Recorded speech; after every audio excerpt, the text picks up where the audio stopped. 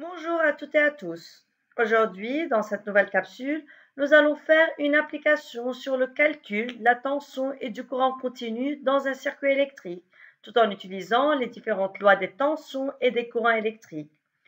Aussi, nous allons apprendre comment peut-on déterminer graphiquement la valeur d'une résistance et aussi comment calculer la résistance équivalente de plusieurs résistances, de plusieurs conducteurs ohmiques branchés en série et en dérivation.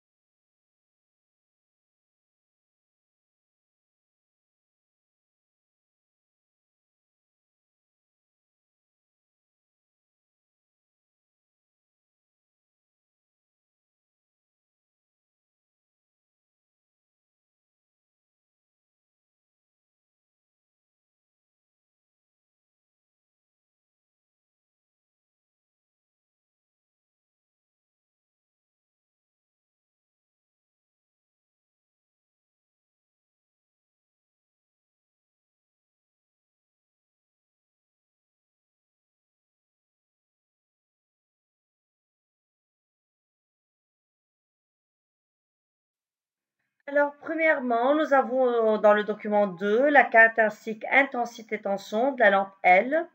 Nous devons justifier pourquoi la lampe L se comporte comme un conducteur ohmique.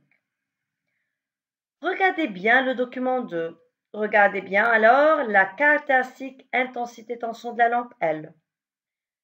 Quelle est la forme de cette caractéristique? Quelle forme a-t-elle cette caractéristique? Comme nous le voyons, cette caractéristique a la forme d'une droite croissante qui passe par l'origine.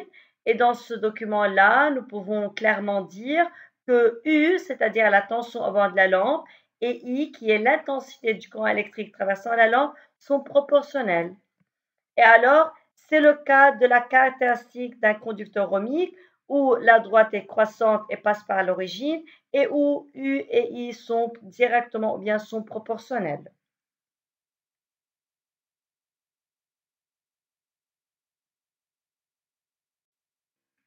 Nous devons maintenant déterminer graphiquement la valeur de la résistance R de la lampe. En premier lieu, avant de déterminer la valeur de R graphiquement, nous devons dire que U et I sont proportionnels d'après le document 2 et la résistance R n'est autre que le coefficient directeur de la droite croissante passant par l'origine.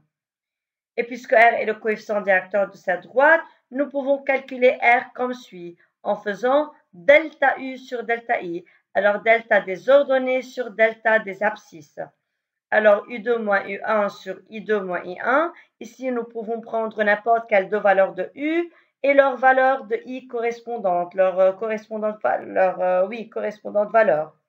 Alors, nous allons prendre 2 et 1 comme valeur de tension et les valeurs correspondantes de I sont 0,4 ampères ou bien c'était 400 milliampères, mais bien sûr on doit la convertir en ampères et 200 milliampères sera 0,2 ampères. Alors 1 sur 0,2 va nous donner 5 ohms. C'est alors la valeur de la résistance de la lampe L.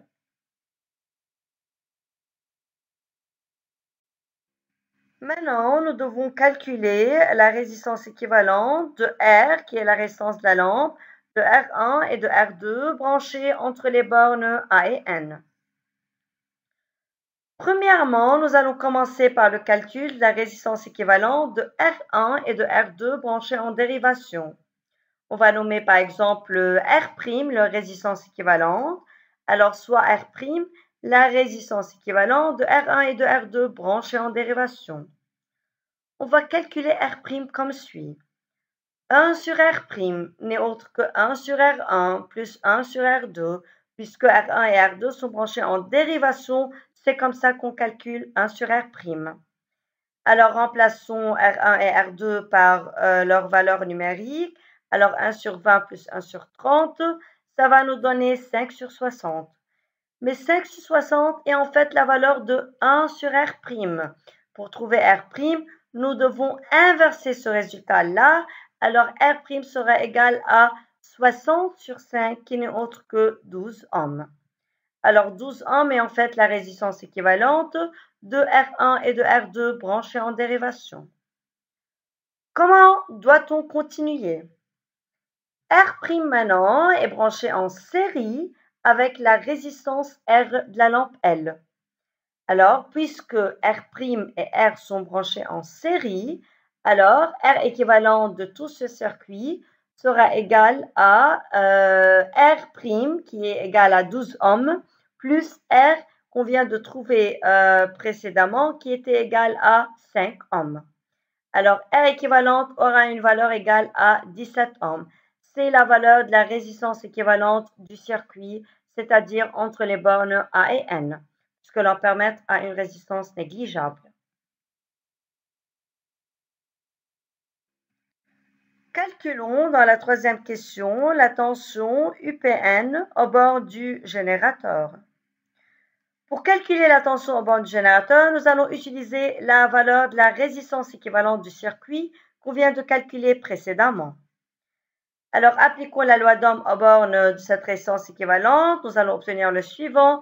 UG, qui est la tension au bord du générateur, est égal à la valeur de la résistance équivalente multipliée par IG, qui est l'intensité du courant électrique traversant le générateur. Pourquoi peut-on écrire cette relation suivante?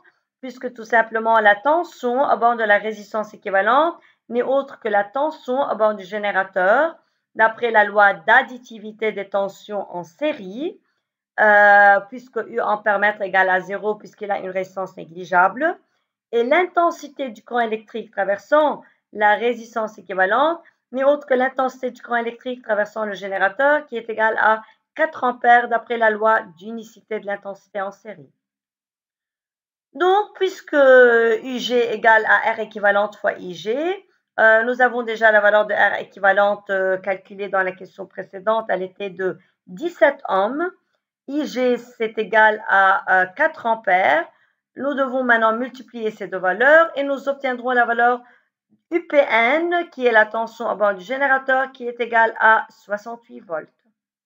Voilà comment on a pu calculer la tension UPN aux bornes du générateur tout en utilisant ou bien tout en appliquant la loi d'Ohm aux bornes de la résistance équivalente.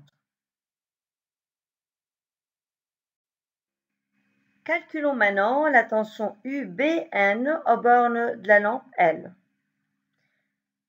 Puisque la lampe L se comporte comme un conducteur ohmique, puisqu'on a déjà prouvé cela dans la première question, de cette application, comme la caractéristique intensité-tension est une droite croissante passante par l'origine, alors puisque la lampe L se comporte comme un conducteur ohmique, alors nous pouvons appliquer la loi d'Ohm aux bornes de L. Tout en appliquant la loi d'Ohm pour L, nous pouvons dire que UBN n'est autre que R, qui est la résistance de la lampe, multiplié par l'intensité du courant électrique traversant la lampe.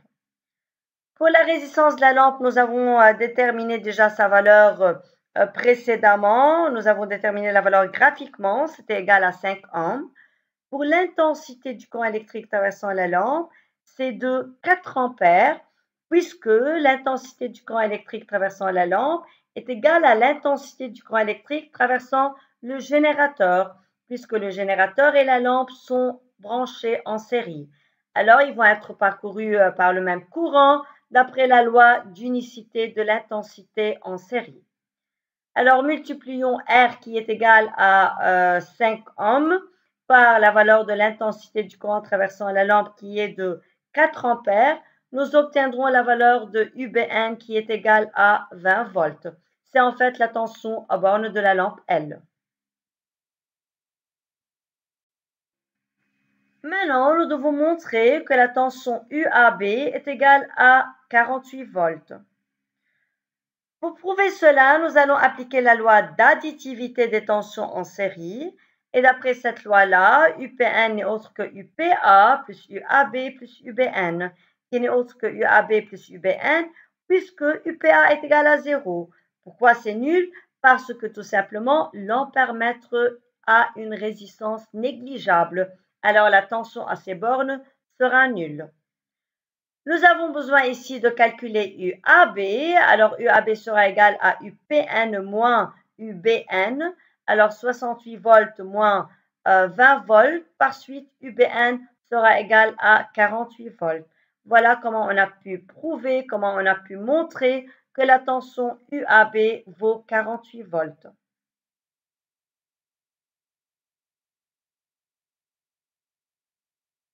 Nous venons de résoudre jusqu'à maintenant les 4 premières questions de cette application. Suivez-moi dans la capsule suivante pour résoudre les 4 dernières questions, les questions 5, 6, 7 et 8.